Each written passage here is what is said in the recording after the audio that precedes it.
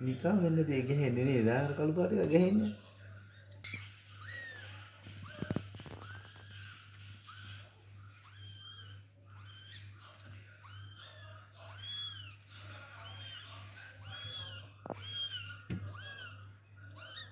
ගහනවා වෙන්නේ.